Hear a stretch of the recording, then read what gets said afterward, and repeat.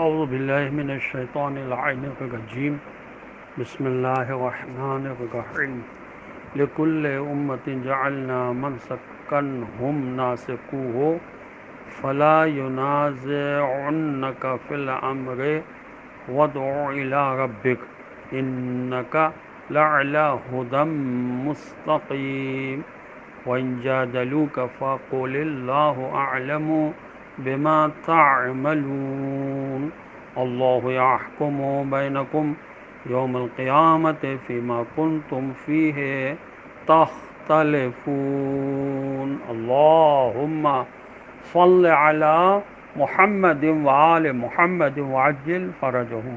السلام علیکم ورحمۃ اللہ وبرکاتہ. اللہ تبارک و تعالیٰ کا شکر ہے کہ سورہ حج قرآن مجید کا 22 نمبر کا سورہ ہے، اس کی میں نے 3 آیات کی تلاوت کا شرف حاصل کیا، جن کے نشانات ہیں 67، 68 اور 69. سب سے پہلے آیت نمبر 67 کا ترجمہ سماعت فرمائیں کہ ہر امت کے لیے ہم نے قربانی کا ایک دستور مقرر کیا ہے جس پر وہ چلتی ہے، لہذا وہ اس معاملے میں آپ سے جھگڑا نہ کریں اور آپ اپنے رب کی طرف دعوت دیں، آپ یقیناً راہ راست پر ہیں. آیت نمبر 68 کا ترجمہ یہ ہے، اور اگر یہ لوگ آپ سے جھگڑا کریں تو کہہ دیجئے جو کچھ تم کر رہے ہو اللہ اسے خوب جانتا ہے. آیت نمبر 69 کا ترجمہ یہ ہے، اللہ بروز قیامت تمہارے درمیان ان چیزوں کا فیصلہ کرے گا جن میں تم اختلاف کرتے رہے ہو. ہر امت کے لیے عبادت اور قربانی کا طریقہ مختلف رکھا گیا ہے. ہر امت سے مراد ہر صاحب شریعت رسول کی امت ہے، جیسا کہ ہر صاحب شریعت رسول کے لیے ایک جدا شریعت دی گئی ہے، اسی کا لازمہ ہے کہ طریقہ عبادت بھی ہر امت کا جدا ہو. حضرت نوح علیہ السلام سے شریعت کی ابتدا ہوئی ہے. اس ابتدائی شریعت میں جو طریقہ عبادت دیا گیا تھا وہ آخری شریعت کے طریقہ عبادت سے مختلف ہے. اسی طرح دیگر شریعتوں میں بھی ہے. کافر لوگوں کو یہ حق نہیں پہنچتا ہے کہ آپ صلی اللہ علیہ وسلم کے طریقہ عبادت میں آپ صلی اللہ علیہ وسلم سے بحث و نزاع کریں کہ آپ صلی اللہ علیہ وسلم کی شریعت کا طریقہ عبادت مختلف کیوں ہے.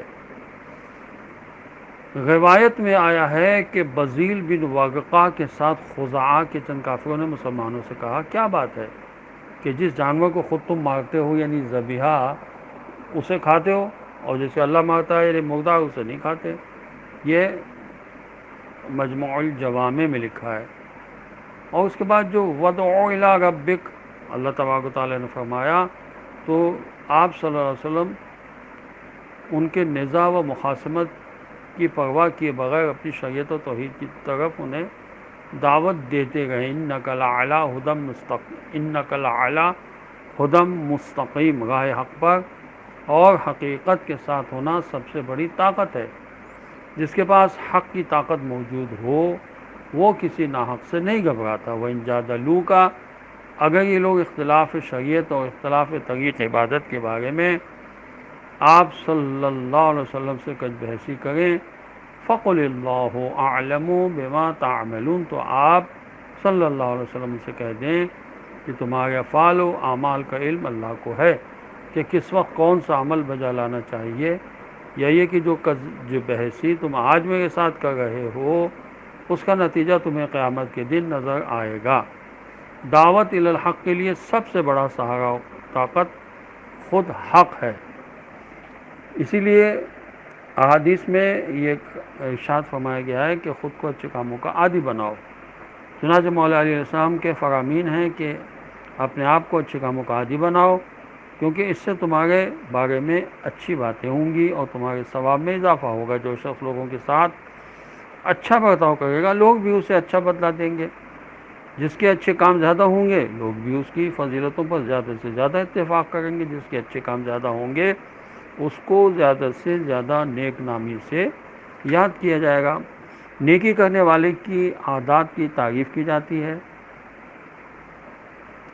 اور یہ کہ سب لوگوں کے ساتھ نیکی کرو، کیونکہ اللہ کے نزدیک اس کی فضیلت کے برابر کوئی چیز ہے ہی نہیں.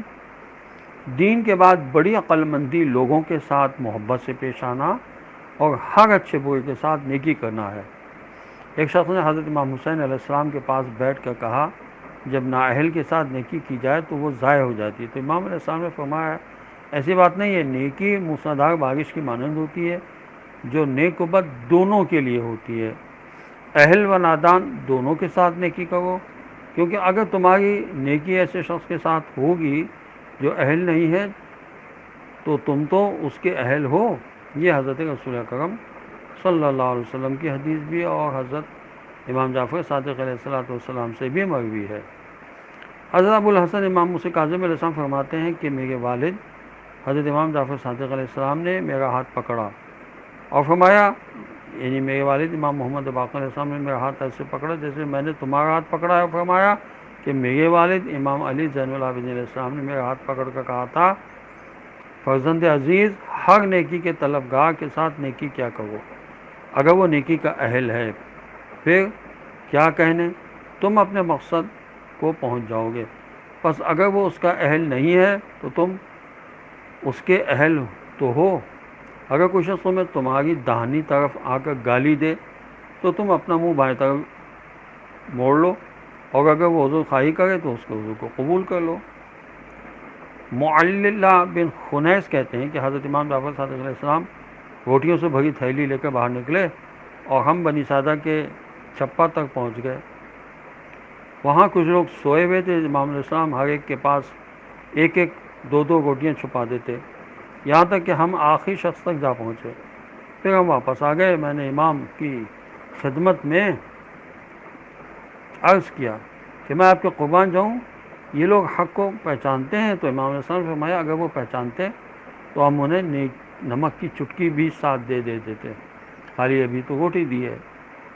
مصادف کہتے ہیں کہ میں نے حضرت امام جعفر صادق علیہ السلام کے ساتھ مکہ اور مدینہ کے درمیان سفر کیا کہ اچانک ہمارا گزر ایک ایسے شخص کے پاس سے ہوا جو ایک درخت کی جڑ میں پڑا ہوا تھا۔ امام علیہ السلام نے فرمایا میرے ساتھ اس شخص کے پاس چلو کیونکہ مجھے خوف ہے کہ اسے پیاس لگی ہوئی ہے۔ چنانچہ میں نے آپ علیہ السلام کے ساتھ جا کر دیکھا کہ وہ قراشین کا ایک شخص ہے جس کے لمبے لمبے بال ہیں۔ تو امام علیہ السلام نے اس سے پوچھا کیا تم پیاسے ہو؟ اس نے کہا جی ہاں پیاسا ہوں۔ تو امام علیہ السلام نے مجھے حکم دیا کہ نیچے اترو اور اسے پانی پلاؤ۔ چنانچہ میں نے نیچے اترا اور اسے پانی پلایا، پھر وہ سوار ہو گیا اور ہم چل پڑے۔ تو میں نے امام علیہ السلام کی خدمت میں عرض کیا یہ تو نصرانی ہے، کیا آپ نصرانیوں کے ساتھ بھی وہ ایسا ہی سلوک کرتے ہیں؟ فرمایا ہاں، جب وہ اس جیسی حالت میں ہوں۔ ہر ایک کے ساتھ نیکی کرنا مستحب ہے، خواہ اس کے لیے نیکی کا اہل ہونے کا علم نہ بھی ہو۔ اسی طرح جب حضرت عیسیٰ بن مریم علیہ السلام دریا کے کنارے سے گزر رہے تھے تو آپ علیہ السلام نے اپنی غذا میں سے ایک روٹی پانی میں ڈال دی۔